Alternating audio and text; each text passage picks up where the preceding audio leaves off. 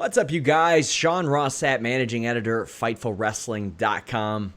We are at the eve of Crown Jewel, or as we call it, Alex, Sands of Time.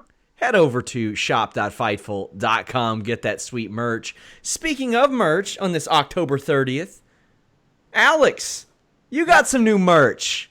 I got merch, and once first you get the money, then you get the power, then you get the merch, then you get the women. I'm already married, so after that, the world is mine, man. Next stop, world domination.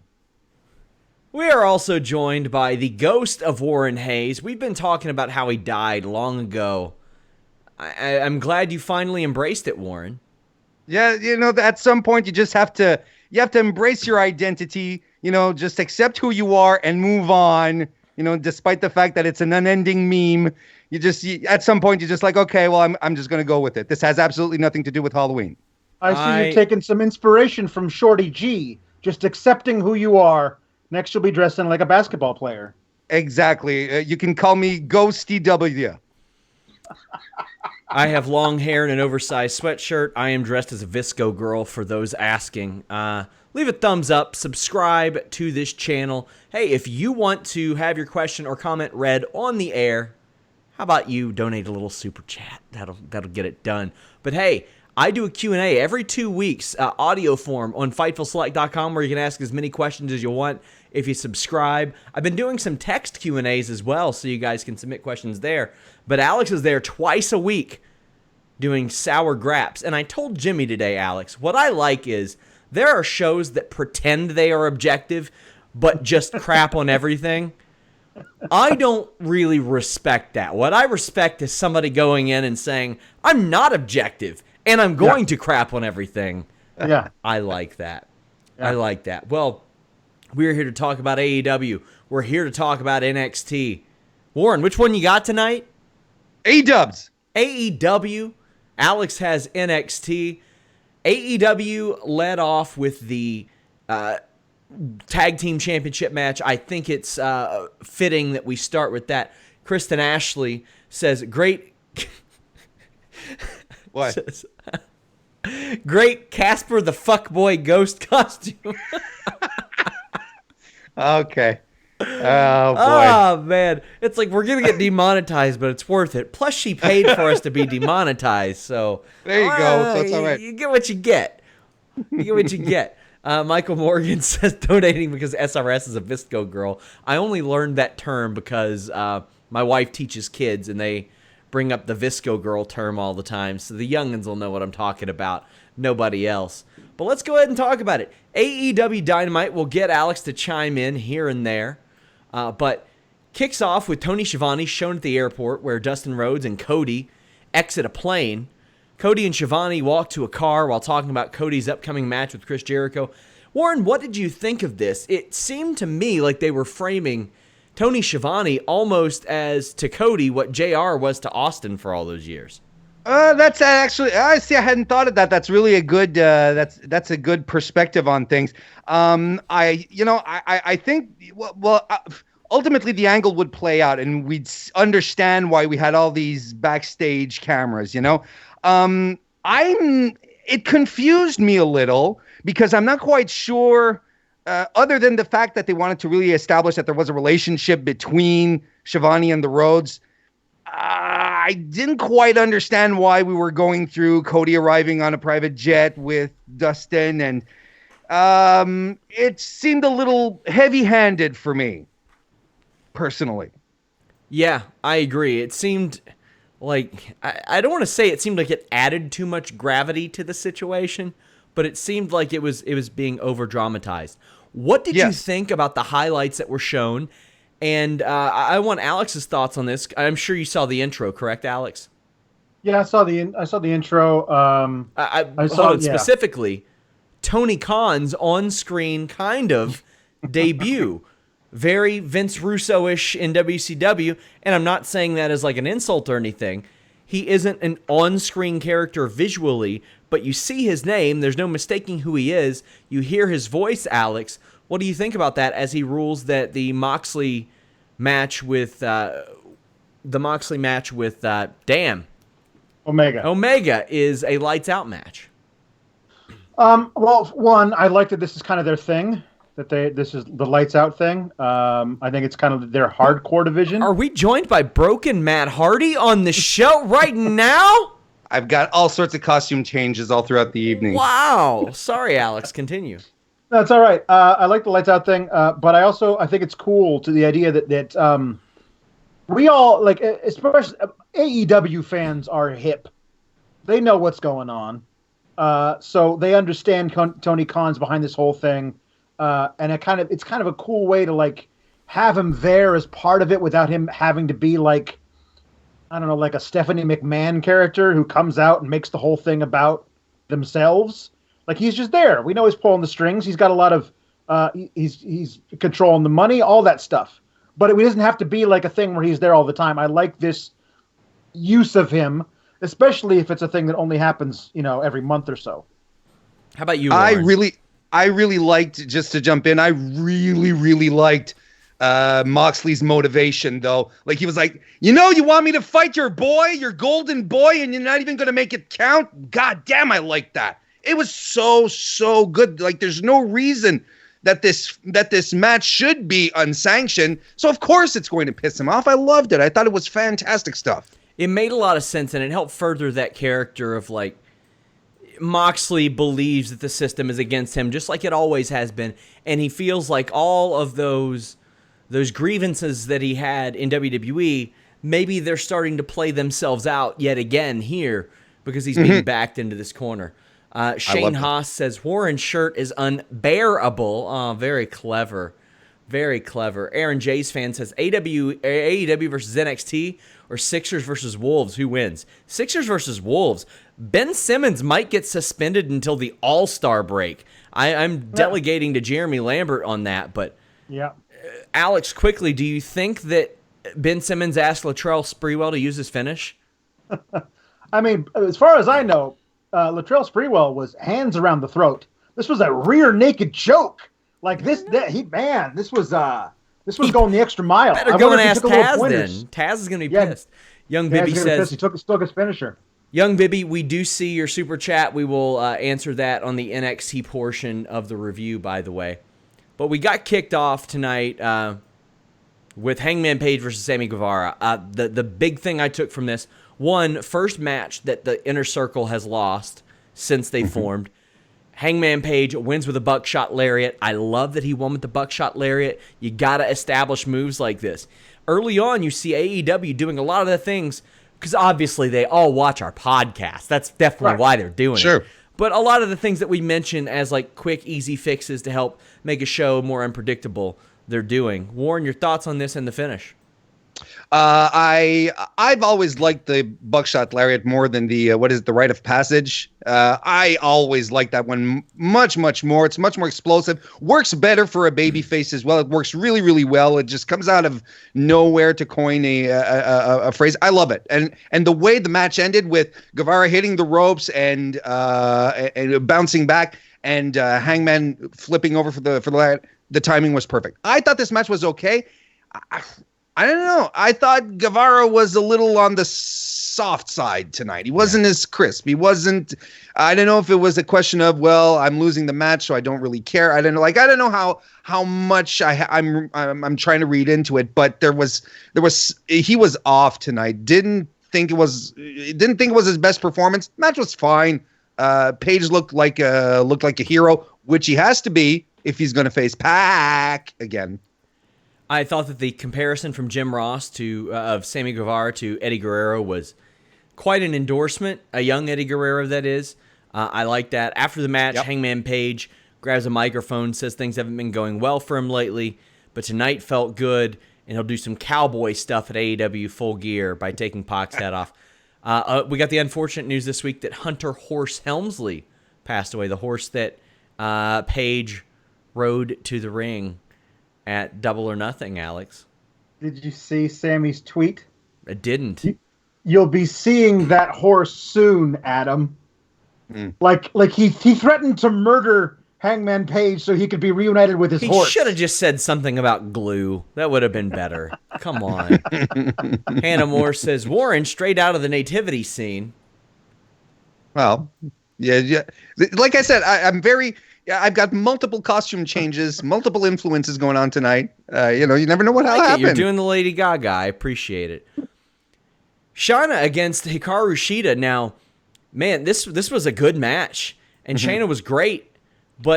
And I'm reserving judgment, Warren, on the 12-minute enhancement match because as far as we know, Shanna isn't signed, but she looked very good.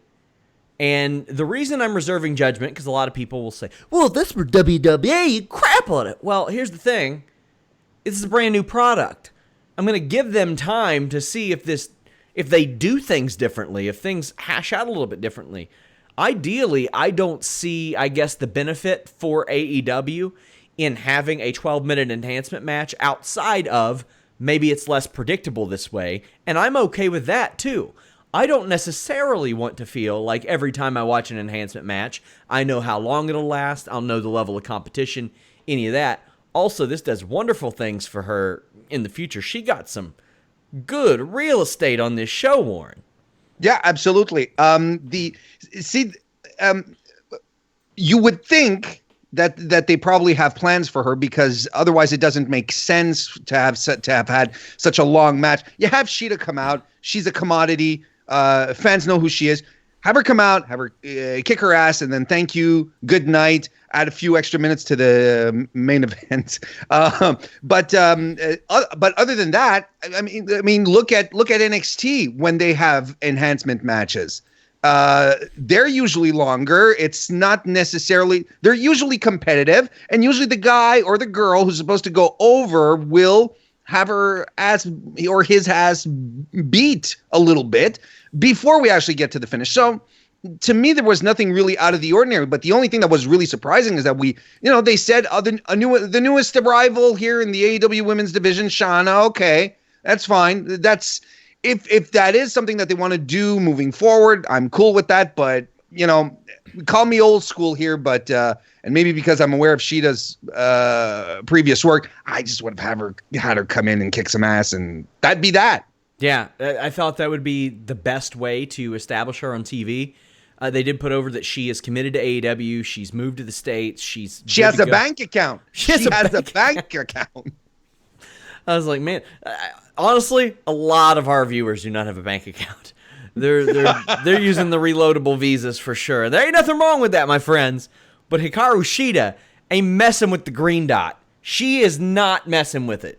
I'm pretty sure she got a free toaster for opening that savings account too. Indeed. She looked great. My only qualm is the Del Rio stomp spot makes everyone look stupid. Yep, I hate it. Absolutely hate it. But she did get an MK Ultra in, which is fantastic. The deadlift suplex off the second rope, bringing Shanna back into the ring. That was cool. I'd like to get your thought on this, Sean. I kind of felt like the Falcon Arrow was supposed to be the finish, but then they ran into something else. I kind of felt like something might have happened here. Yeah, I always think the Falcon Arrow should be the finish, but yeah, it seemed like it was, and then she went to the running knee strike instead, and honestly, if I were her, I'd probably use the Falcon Arrow as the finish here. That's what I would go with. Eloquent brings up the crowd was super hot tonight, really added to the show. It always adds to the show. And I got to say, we've had the benefit of most major wrestling shows having crowds that are better of late, even if they're inconsistently better. Like usually for at least one match on Raw, the crowd is hot, or we're seeing that. But I like Shida versus Shayna. It's just a little bit confusing, but we'll see how it ends up. Chris Van Vliet looking like $1 million out there. New Cincinnati resident Chris Van Vliet. As if it wasn't hard enough for me to get video interviews anyway. Now the guy lives an hour from me. Thanks, Chris. Hope to see him soon. A good friend of Fightful. But he's interviewing the RNR Express. And I thought this was a great way to use them guys. Proud and Powerful, which I think is a dog shit name. Bad name. Yep. Lame name. a less threatening name, though I'm pretty sure if they were kicking the shit out of me, I would think different. They just beat down Morton and Gibson, and the Young Bucks run them off. I thought this was a great use of the Rock and Roll Express, Warren. This is how you use nostalgia acts. And look, I mean, this was fantastic. I like the idea that they brought out the veterans to present the belt. Good, the good, nice touch. There was no reason for Ricky Morton to take the bump that he took. No reason, but he did it. And it's fantastic because it does put Santana and Ortiz over as a couple of dicks. Like, totally. Yes. But here's the 2 points I want to bring out. The first one, the Rock and Roll Express in 2019, Sean Ross Sapp, Alex Pulowski, have been on or are going to be on NWA television, have been on AEW, have been in Game Changer Wrestling on a Joey Janela show. I mean, this has been wild. And I think they've even been in Ring of Honor, if I'm not mistaken, in 2019. That's crazy. Second thing that I just want to bring up real quickly like this, but, they had Bret Hart come out to introduce to present the World Championship title. They had the Rock and Roll Express with the tag team titles. No women's veterans, right, for the women's belt. It was just sort of put on a mantle and, hey, here's what it looks like kind of thing. I just want to point that out. Yeah, the thing I would like to point out from this beatdown was that it was done via a sock full of nickels, which is the best old school, like, back alley thing. Like, because if a cop pulls you over, he's like, what? I sometimes I step in muddy puddles, so I need an extra pair of socks. Also, I'm going to do my laundry later, which is why I'll have all this change. I'm certainly not going to combine the two and then beat up an old man, officer. Why would I do that? That's insane. So it's a really good mode of delivering a beatdown. I respect that. Also, you're in Charleston, West Virginia. So, like, they cut to the crowd, and they were really concerned about Morton. Like 65% of that audience is basically the it's still real to me, damn it, guy. And, like, so, I mean, I went to grad school in West Virginia. Like, that's north of Charleston, but I've been through Charleston. Those people love their wrestling, old school wrestling. Oh, yeah. They love a good heel work. But then again, Ricky Morton's 63 years old. I mean, regardless of whether you think it's real or not, there's still something concerning about it. Certainly. But they cut to a man in the audience who I thought must have been Ricky's child with the amount of concern he had on his face. Guys, make sure you all check out Jeremy Lambert's AEW Power Rankings every Thursday evening. These are a great, humorous, and totally legitimate look at the AEW Power Rankings. They go up earlier that day on FightfulSelect.com for Tier 2 members. You guys are going to want to be giving Jeremy Lambert a follow. You're going to see him more on the podcast. I always give him first dibs on a lot of the fill-in stuff, and he is our top news writer, quite frankly, on the wrestling end. A guy that I'm hoping helps me run Fightful for years to come. But he's also going to be at StarCast, at Full Gear, and we are both going to be at WrestleCade next month. So you guys are going to be seeing a lot out of Jeremy Lambert. He has interviews coming up with Ricky Starks, with Richard Holiday. Lots of good stuff coming up from Jeremy Lambert. Do yourself a favor. Give him a follow. He is an incredibly hardworking dude. QT Marshall's a hardworking dude, helping AEW behind the scenes and doing the yob on TV with John Silver and Alex Reynolds. This was AEW's tie-in to Rick and Morty.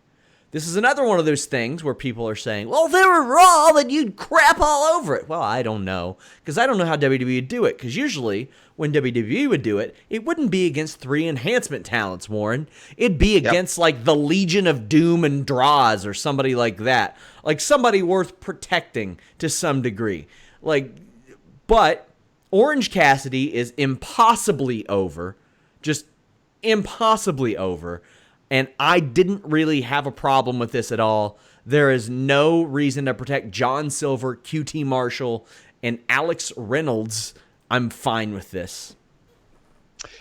I'm okay with it too, because I'm also okay with the Thanksgiving bash that happens every year on WWE. I'm okay with it because it's just stupid. It's just silly stuff. I kind of freaked out for a second when I heard Justin Roiland starting to introduce the best friend. I was like, oh my God, is he there? Because I'm a big fan of Justin Roiland, but he wasn't. It was Tate.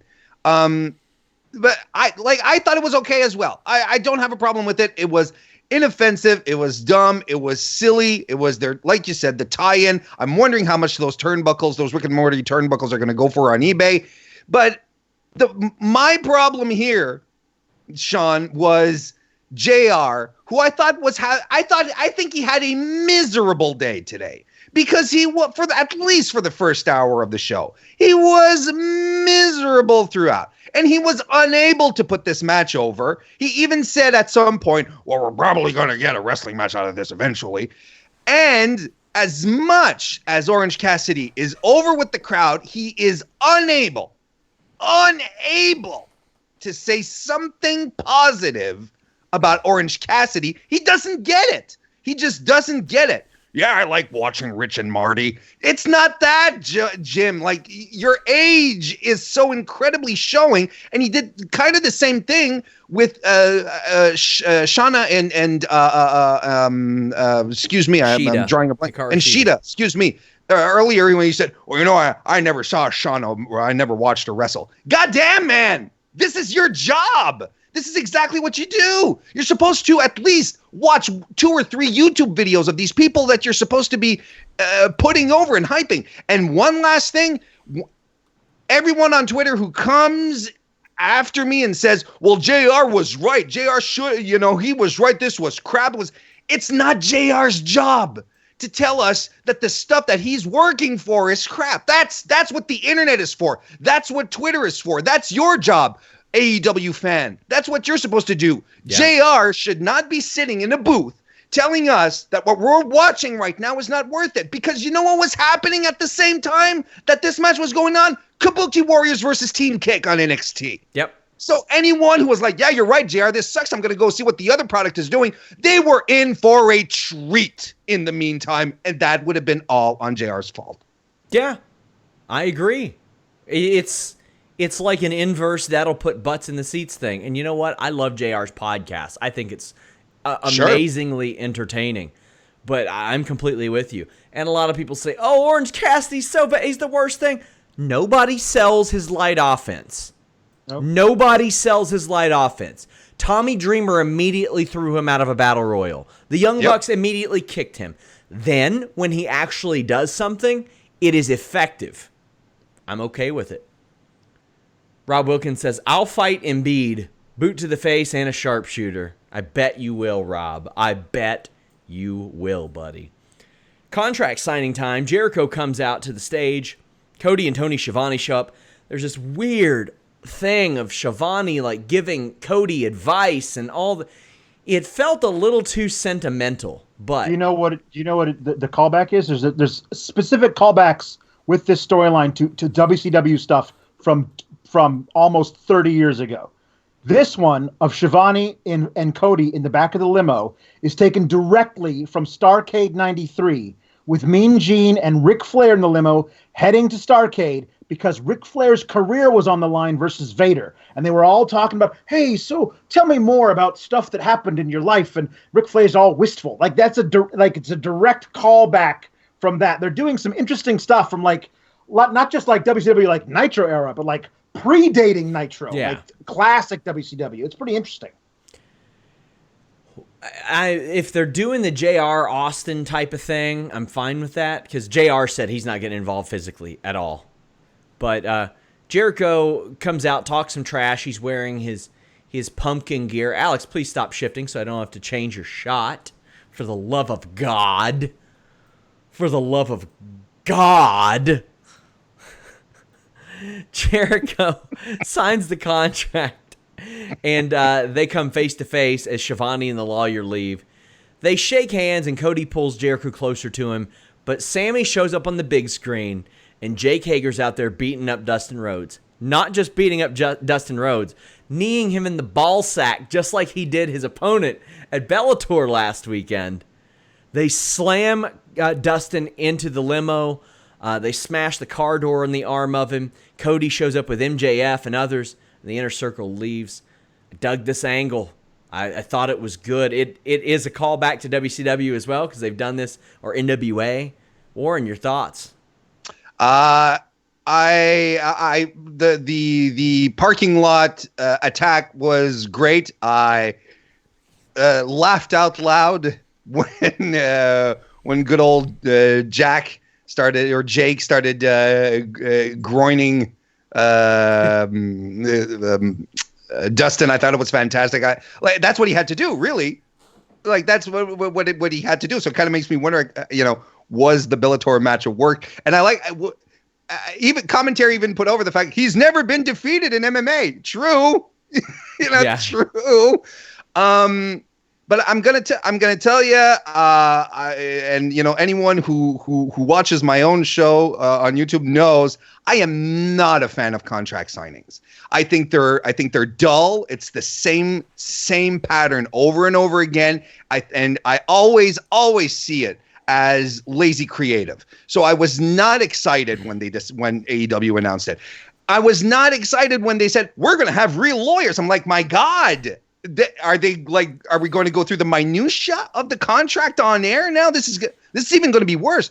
And I mean, they did a contract signing, and I held my breath, and I was like, maybe, AEW, they want to do things differently. They want to try stuff out. Maybe they're going to flip the script on the contract signing. Maybe they're going to do something. But no, despite the fact that they are trying to push a more real sports theme, even here, they're going to announce main events for their pay-per-view before the contract is actually signed, Sean.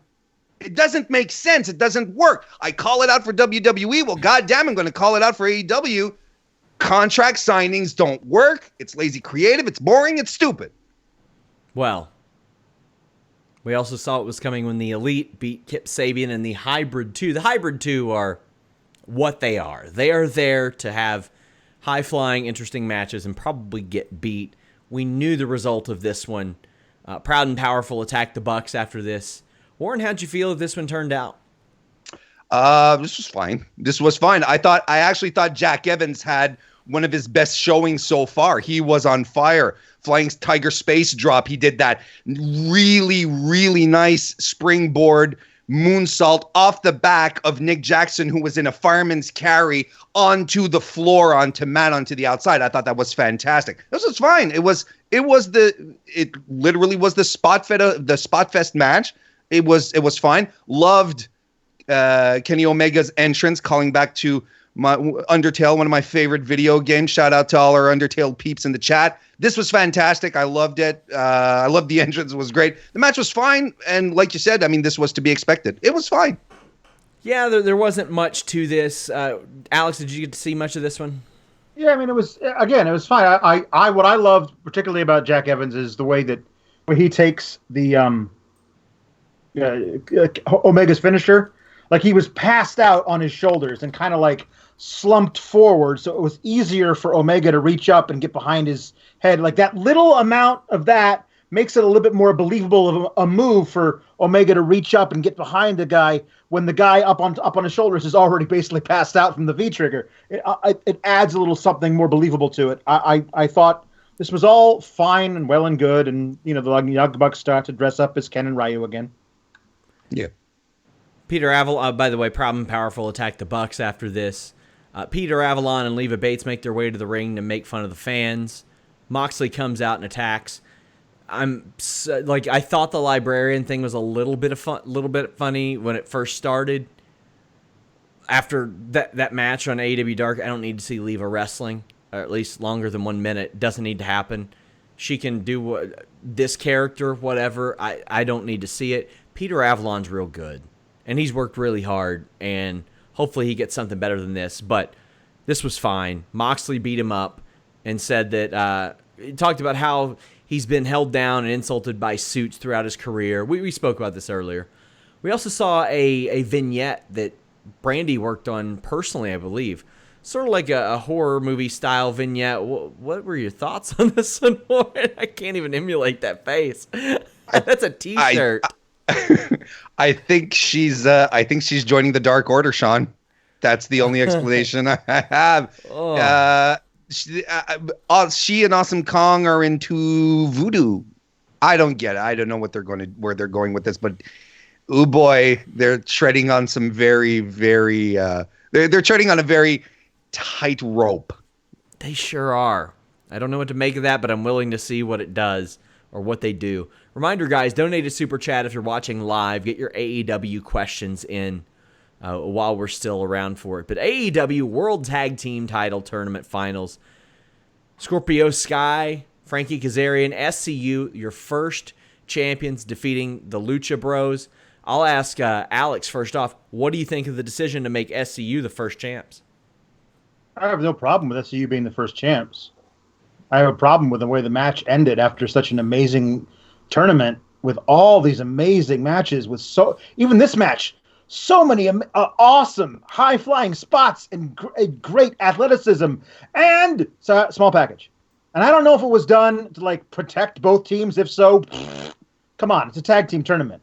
But I don't know if it was done because they were running out of time. Apparently the match ended at 9:59. If so, learn how to schedule your matches better. Yeah. But it was for a tag team tournament where you're crowning your first ever champs, which means in 20 years, if you're still around, there's going to be a highlight package of how the first tag team champs became the first tag team champs. And how did they do it? Small package. You wouldn't want to have something kind of. They have great finishing maneuvers. SCU does to have it be small package seemed very anticlimactic. I don't have as much of a problem with that. I think back to Bret Hart beating Diesel with a small package. It's happened plenty. And to me, I know that a lot of people in wrestling look at that as oh, they're protecting somebody. To me, getting pinned is getting pinned, especially when it's clean. Mm-hmm. The point of the match is put their shoulders on the mat and beat them.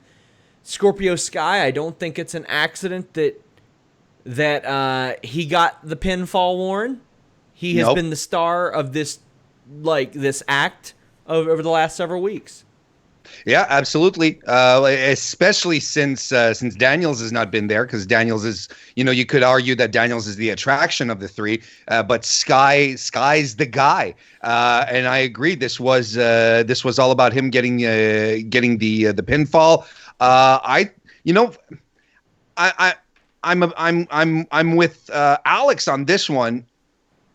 We've had a fantastic tournament. All the tag team matches that we had last week on Dynamite were exactly that. They were Dynamite. They were all really, really good. And this one I don't know, there was just something missing. It was a good match, don't get me wrong, but it felt a little anticlimactic for a big conclusion, for a big, big match. And I get what you're saying as well, Sean, regarding the small package, but we are so used to the Lucha Bros and a guy like Scorpio Sky and the way that the whole tag team division is built to have these incredible spots flying around everywhere. It really felt like okay, yeah. Sure. It just felt like an odd thing. It seemed like the crowd was happy that this team won, but the method, they were really? Sure. And I know that nobody wants to get used to a small package. Nobody looks at a small package and says, wow, that's sexy. There's just something about a small package that just might not deliver that climax that you're looking for. Do you see what I'm getting at, guys? Do you understand? Yeah. No, so if you don't want to deal with subtle, but yeah, I understand. Yeah, if you want to deal with a much larger package, well then subscribe to FightfulSelect.com because we have a great package of shows for you. 2 episodes per week of Alex Pawlowski's Sour Graps. Every week, I'm doing the Fightful Backstage Report podcast, where I give you behind-the-scenes news, I give you exclusives on our interviews, injury updates, stats, contract updates. Every week, Steven Jensen comes at you with the Fightful Weekender podcast. You may say, why don't you review Impact or Access, or how about Ring of Honor, or how about Beyond, or how about NXT UK, or 205? Well, you know what? Steven Jensen runs down all of that every week on the Weekender podcast. Also, we have our List and Your Boy post show. The list goes on every single week. That's in addition to all the news you're going to get there early. Then if you go one tier up, you get like all of our interviews early, all of our features and columns early. It's a great deal. And it's not a small package. It's a big, fat, sweaty, beautiful, girthy, just package. It's amazing. WWE NXT, October 30th. Our first super chat came from, I want to make sure to say the name. These people are throwing down the bucks. So Young Bibby says, shouldn't Bianca Belair be a babyface and Rhea a heel? Warren, what do you think about that? I don't think Bianca should be a babyface. I really don't. Rhea, Rhea was a heel in NXT UK. She did it great. But when she landed in NXT, people just went bananas for her. She was instantly over. So if the plan was for her to be a heel, you have to pivot, because Full Sail just went completely bananas when she arrived, and she's been getting great reactions since. It's a good call. I'm okay with it. I'm absolutely okay with it. Alex? No, she's definitely been the babyface since she showed up. And I don't think there was even a plan for her to even be kind of a heel, because the first thing she did when she showed up was walked up to Shayna Baszler, the heeliest heel of all heels, and said, listen, bitch, you never beaten me. That's as much of a badass babyface thing as anyone's ever done in that arena. I would agree. NXT underway. Poppy does a performance. I thought a pretty damn good one, too. This is a great intro. I thought it was a lot of fun. Also, kind of cool if they kept her after they had that integration with her earlier in the year. Io Shirai and Candice LeRae. There were some spots in this one that I just didn't think hit quite right. It was a little bit off, but still two fantastic fantastic performers who have been all over this show since it's been on USA. It seems like every single week they are involved in multiple angles. It feels that way, at least. And they're about to get a big opportunity. Alex, Io Shirai gets the win after Candice LeRae moonsaults onto a chair. Yeah. This is one of those things where I was just like, I thought ref's discretion was AEW's thing. When Io brings the chair in and the ref stops her from using the chair, like hitting Candice with it, but then leaves the chair in the middle of the ring. Usually the ref, when they take the chair, tosses it out of the ring. Even a glitchy 2K ref gets rid of the chair. Exactly. So I was like, I mean, those refs levitate. At least they know what to do with a chair. So I thought that once I saw that the ref didn't get rid of the chair, I was like, oh, that chair's figuring into the finish. I think it's a slick way to get Io a clean win without it being really that clean, so it also protects Candice. But none of this matters, because as we'll find out later in the night, we're going to get a female Wargames. So all these things, no one's going to come out of there 100%, and so everyone's going to lose and win on their way toward that match. It's going to be a lot of fun. After the match, Io attacks Candice. She's run off by Rhea Ripley. A rematch between Pete Dunne and Damian Priest is announced for the next week's show before Finn Balor comes to the ring to address his attack on Johnny Gargano. Finn says that he's the hottest thing in the business right now, and everybody has their opinions, but he says that there's too many fans in the locker room and that he doesn't watch the business watches him. I love the line about losing to a guy in a mask and how that person was the hottest thing in wrestling, and now he took off his mask and he's the hottest thing in wrestling. Alex, this I think is probably Finn Balor's best promo since he's been under WWE contract. Oh, I love this badass heel Finn Balor. I think that's all great. There's a lot of like shooty shoot type stuff that he's like, I had to lay down for the dude in the mask, because he's the hottest thing now because he put on a mask. I'm like, well, I mean, he should not have said lay down. It's wrestling, dude. Like, I mean, yeah. What that gave you is the opportunity to come back here where you're going to be utilized way better than you were ever going to be utilized on the main roster, quote unquote main roster. So it's actually a gift that you got to get, like, but whatever. Just, I mean, I understand you can't put it that way, but it's an interesting way that they have him say that which is like a shot at their own sister brand within the whole. It's weird. Yeah, I thought the promo as a whole was great. I think there's still more to this story with Finn and Johnny. I think the whole thing is obvious that it was like Finn left and he felt unappreciated on the main roster, felt maybe kind of cursed. Like as soon as he got his title, he had to go on the shelf for a year. And meanwhile, he's sitting there watching the rise of this guy, Johnny Gargano. Everyone says he's the greatest NXT champ, underdog, blah, blah, blah. And like, no, that's me. This guy's not what I was. I'll prove it. I feel like there's more story to be told there, but I like that they didn't tell all of it right now. Yeah, I thought this was pretty strong. Warren, how much of this did you see? I saw him speak, but I didn't hear because I was focused on AEW. But well, then piss off. Then how about that? How about that, Warren? How do you feel?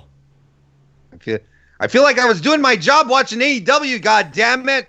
No, but I do like the idea. I just feel like that's what people want me to say to you when you dare not be able to see two things at once.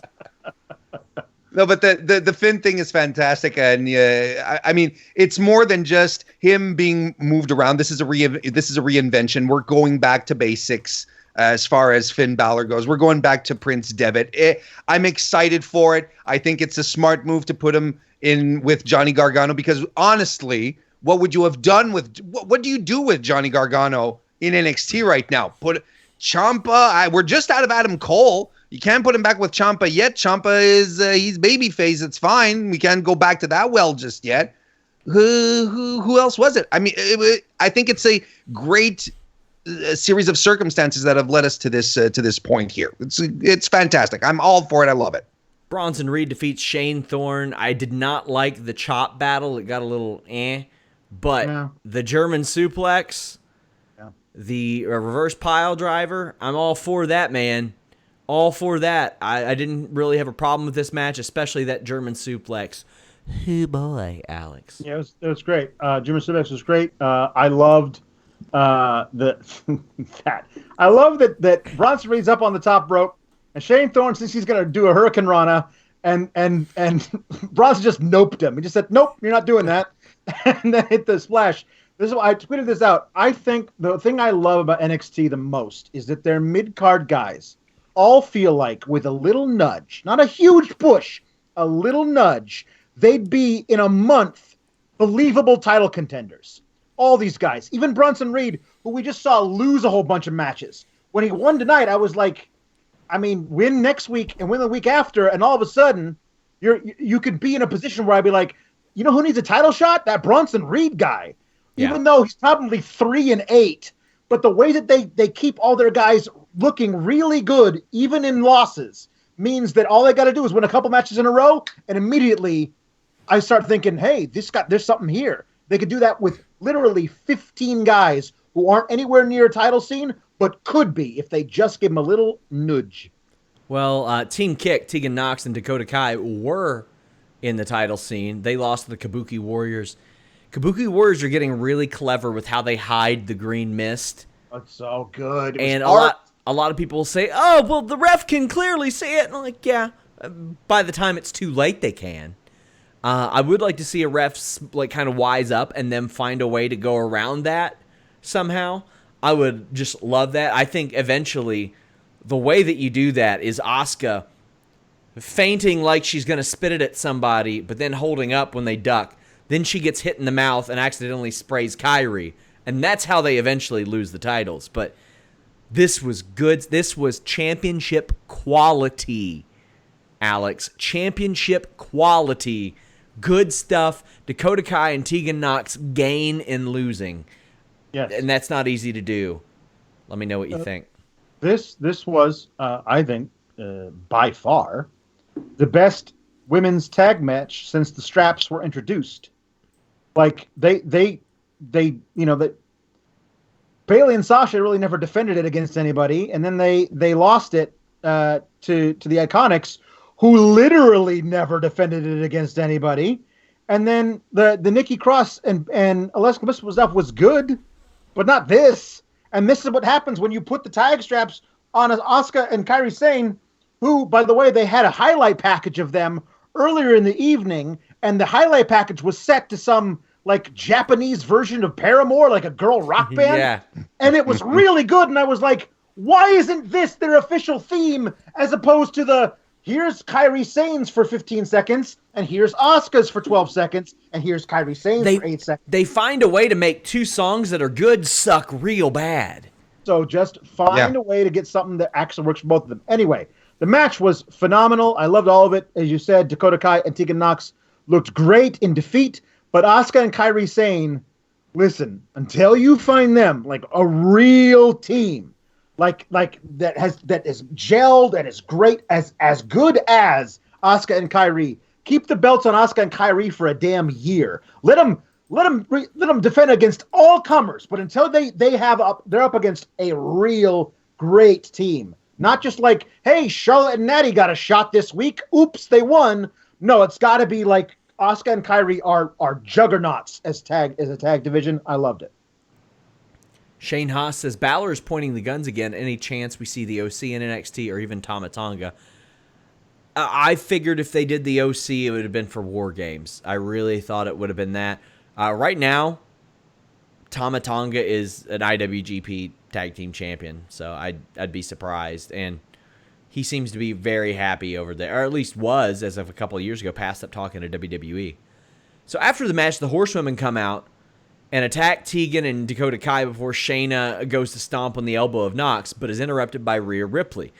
Io shows up, Bianca shows up, Candice shows up, lots of people show up. William Regal comes out onto the scaffolding, which I love. I love that spot. Makes the first ever women's War Games match. Warren, we got women's War Games. I love it. What do you think of this decision? Look at the teams. Look at the teams. If this is not like your woman's dream match right now, it's fantastic. Of course it's great. Are you kidding me? And you have women who are in there who are tough as nails. And like Io Shirai, Candice, and even Shayna at this point. She's been through stuff. There's women here who are unafraid to put their bodies in peril for our entertainment. I am so looking forward to this. You cannot believe it. And I was really excited that they announced it. I was hoping they would. I'm really glad they went with it. I love William Regal on the top, like on the scaffolding on his balcony overlooking his minions. I love the visual of it. It's fantastic. It's a great spot. Great stuff. I love everything about this. Also, it needs to be pointed out how great William Regal is at saying the word War Games. War Games! Like, it's just so great. War Games! It's great. Had a lot of practice. I agree with you, Tegan, Tegan, what am I saying? Warren, Tegan Nox, Dakota Kai, Candice LeRae, Io Shirai, obviously, Rhea Ripley, Bianca Belair, Shayna Baszler, absolutely. Jessamine Duke and Maria Shafir at this point, not necessarily along the same lines. So is like, this 4-on-4, 5-on-5? It appears to be 5-on-5, but the fifth member of Rhea Ripley's team has not been announced yet because there were 4 in the ring with Rhea and 5 on the outside because Bianca had joined Io along with the 3 horsewomen. Now, my thought is the obvious choice among current NXT people is Mia Yim, which would be fine to join up with Rhea. But who it should be is a surprise announcement, and Rhea says, I know who I want. I went to war with this woman a few times, and out comes Toni Storm, and that's how you introduce her in NXT proper. I think that's what they could do, but they also could do Mia Yim, and let me be clear, if it's Mia Yim, I have no problem with it.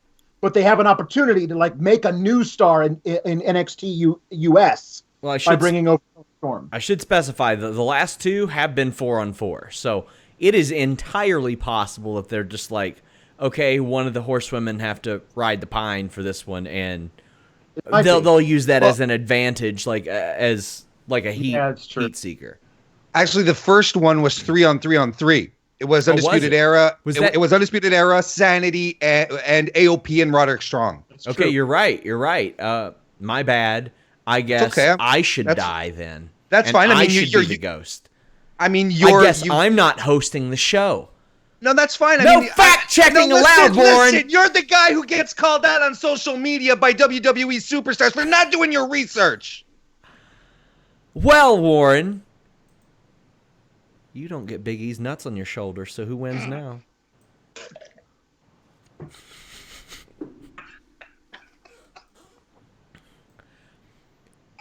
Sean Webley says NXT's women's division is stacked. They tricked us. I just gotta say, we've got better heat on this show than Temptation Island. And this is a way sexier show. Hell yeah. Way by sexier show. Look at these ears. Something that I'd kind of like to see. Do you guys remember Survivor Series 04 by chance? Maybe. Where all the members of the winning team got like to manage or general manage Raw for 1 week. Yeah. I would yeah. love to see whoever wins this match, that entire team gets a title shot. So Shayna has to compete against her own interests, so to speak. Like she knows that she's going to have to face these women, but she wants to win. I think that would be a neat little touch to put into there. Jason Check says, can we start calling NXT Prime? I don't know what you mean. I don't know what you mean, buddy. But up next, Cameron Grimes and that goddamn hat defeated Tyler Bate via pinfall with the cave-in. Go ahead, Warren. I mean, he had the hat. What do you expect? Why do you think he's been coming out week after week? Cameron Grimes, out of the entire tournament of, I forget what it's called, the Breakout Stars, he's the guy that's been on every week practically since. He was on the first show on USA. He was on the first hour. And it's the hat. There's nothing else than the hat. It's the magic of the hat, the pure. That's why he got into a feud with Tyler Bate, because Tyler Bate tried to mug him and snatch his hat. I will say to be fair, the winner of that tournament has been involved in other things, so it's by default. Just saying. Sure. Your thoughts on the match, Alex? Great match. Tyler Bate is incapable of having an uninteresting bad match. Like, he always finds great ways. If he loses, if he wins, he always finds amazing stuff to do. I feel like he's the kind of guy who's like, hey, we're having a match. There's this thing that you do that I think would be a great counter to this thing that I do. So let's work out that spot. So his rebound lariat into that weird super Spanish fly thingy that Trevor Lee does, Cameron Grimes does.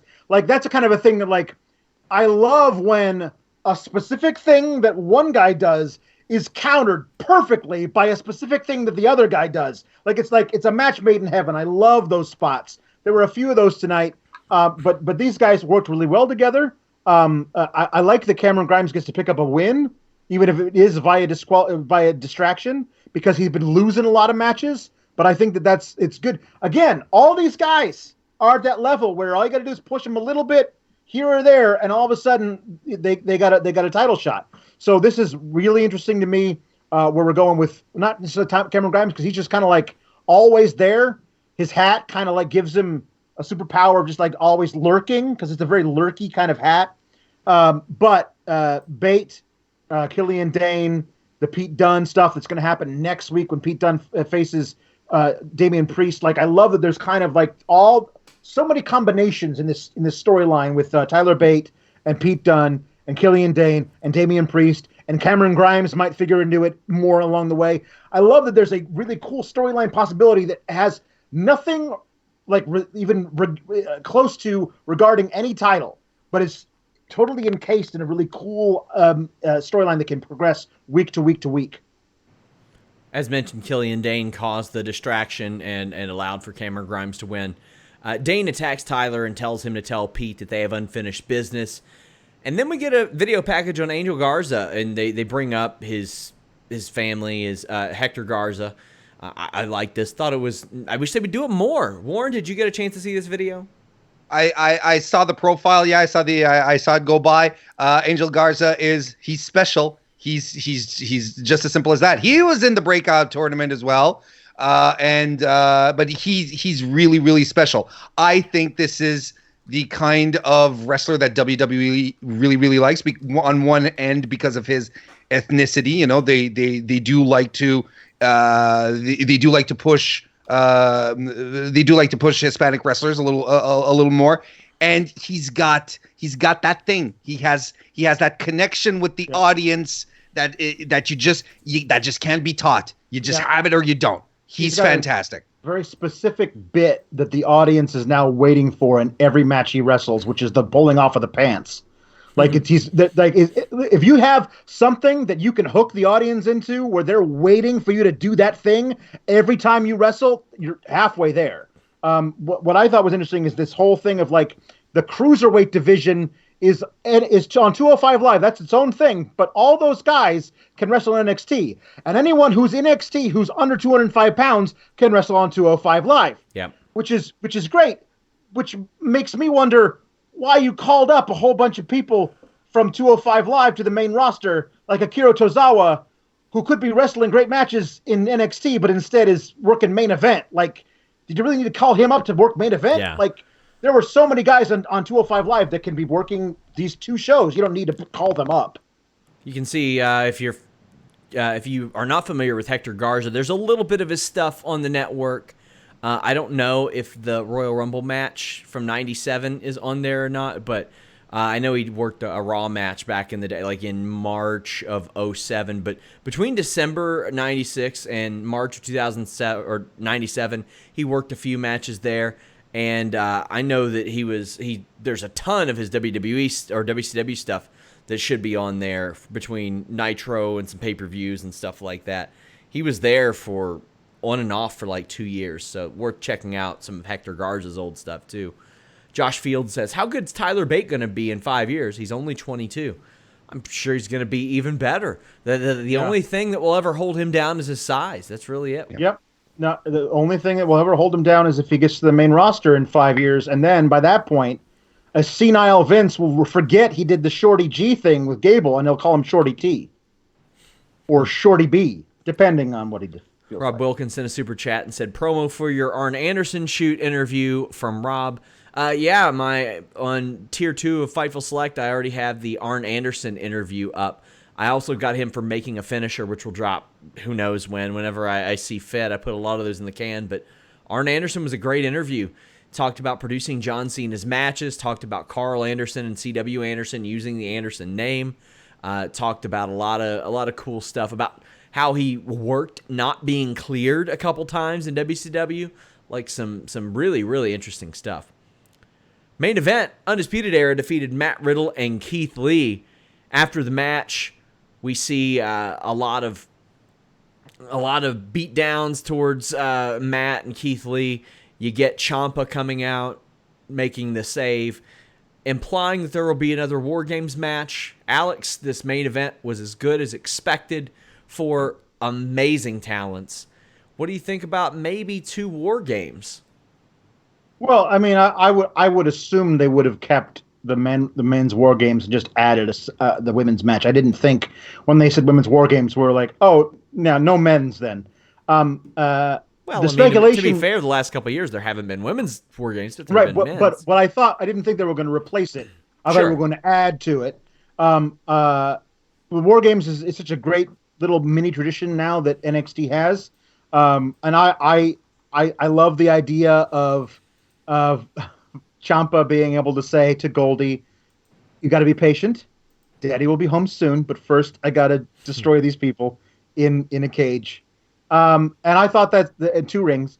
I thought that's it's really cool, but I also love that now it's the on that, you know, is this going to be 3 on 3? Kind of wise up and then find a way. It could be 3, but there's 4 of Undisputed Era. So is there going to be a 4th with? And my hope is that we get a straight up Finn Balor versus Johnny Gargano match at Wargames. So those guys aren't part of whatever Wargames match we have, which then allows us to have 2 more spots that open up. So what I would love to see is Dijakovic, or Dijakovic, like basically like truce with Keith Lee just so he could beat up Roderick Strong some more. I think that'd be a lot of fun. I loved the Riddle Asai moonsault. Yeah. I'm always a little bit surprised when I see him do stuff. Because the thing is, like, he'll tell me stuff like, or did tell me stuff like, yeah, I can do a 630. And I'm like, can you really? And then I see him do that stuff. And then I remember also his wife was like a high-level gymnast, like really, really good.